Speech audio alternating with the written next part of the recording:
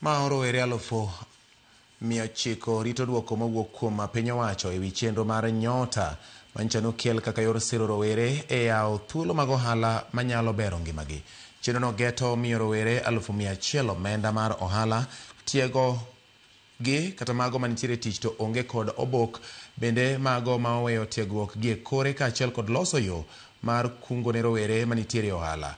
Jolony weche mag ohala wacho ni chenrono endo nyalo konyo e dongruok mar rowere pone otime e yo maratiro. Judith Omondi nigi mathoth. We have 100,000 that are targeted under the business support. En manyo rowere 100,000 ma owinjo mi shillings 50,000 mag ohala, manyo mamoko matiyo tije lwedo to onge kod barupe mag lony ma owinjo tiegi, mane ochako tiegruok to wegi e kore kuonde tiego tije lwedo, duto mabe mi tiegruok ma onge chudo, kaachiel gi loso yo mar kungo ne rowere mani ohala to onge kod yo mar kungo. Chenro mane dwaro mana rowere 100,000 kata kamano, ma oro kwayo hawa 900 e pacho kama ngima. Kaunti machalo kaka Homa Bay, mani kod wards 40, kendo winjo kel rowere 70 e ward ka ward, ni kod rowere 8,275, mane opuodhi tarik 24, Siaya ma hao rowere 6,000, ne opuodhi kata kamano poko wal kaka jok madhi yudo sir. E counties duto makaluo, kwan mar rowere mane ochopo mar ndikore, ne okadho kwan mar ma idwaro e ward ka ward ma en mana 70. Rowere gi duto juma manyien, ichak wal achiel kachiel, ka igolo manie kuonde tiegruok mamalo, ma oseyudo sir mar sirikal e kinde ma okalo, kaachiel gi ma okalo higa ma idwaro. Ne sirikal dwaro ni oneji 77 e ward ka ward. Dhano no yudi moketo kwayo maromo 800,000.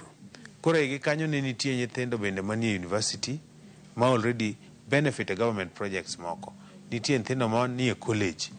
Nitie bende joma nie kinde ka 18 nyaka 29 to utieko form 4 to rito donje sirikal programs mag government moko. Koro idhi chunggi. Kopogore kod chenro mag rowere ma osebedi ka itimo e kinde ma okalo, wang' ni sirikand Kenya Kwanza obiro kod yo mar loso kungo ne rowere matimo ohala kokalo kuom agulu mar NSSF. Ma gikoni en achiel kuom yore ma gidhi temogo mondo kik ohala gi podhi e yo mayot. Adieri makende ni thoth jowa matindo kata mang'eny chako ohala to ohala gore piny nikech ok ging'eyo kaka inyalo tim kungo kod keto ohala. Ng'ama holo dwaro gimoro discipline.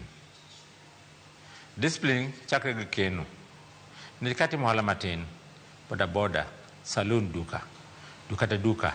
To kona odishinga kata siling 10 kata 100. Jison sasa atimo uso rabolo, atimo kaka dware rabolo, kata hawking, kata boda, kata saloon, aketo siling 100 kata 50. Chenro mar kungo magijiwo kod nyuolruok kata interest. Idona haba scheme en ebwo NSSF. Haba scheme chalama kichoko keto pesa siling 1 timi siling 2. Nyison jan matim kiti mohala ibo register koro kiti mohala pile ka pile iketo pesa mikano mag ohala. Kikano pesa keno no serikali mi kiketo siling 1 timi siling 2 so dabu nyako chupelo 3 mano pesa mamari. Koro serikali konyi pesa no gino obiro yo World Bank mondo konji.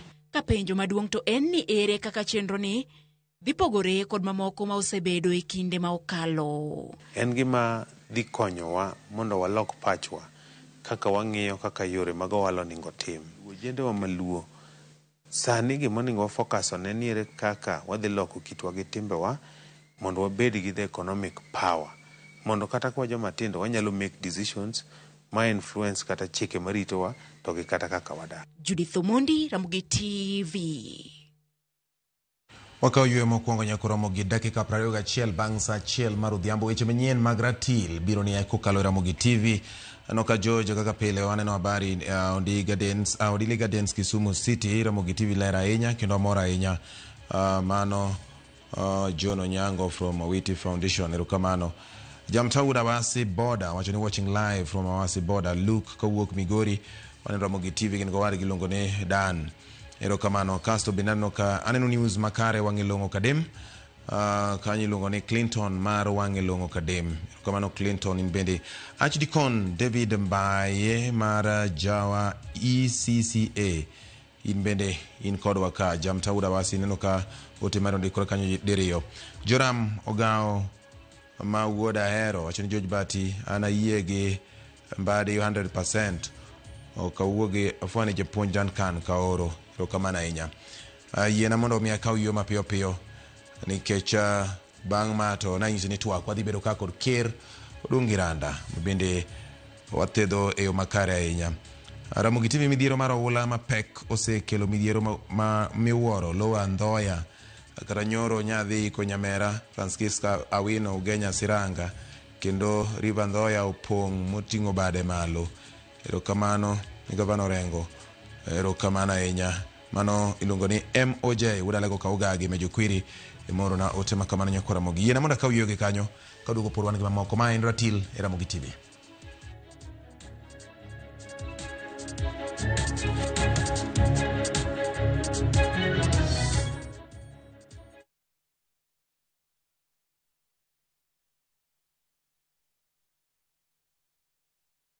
Saa zingine mambo kupata bila plan. Gas ndio imeisha, landlord akuache upumue, mtoto ni mgonjwa na bado ni mid-month. Usijibox kwa noma.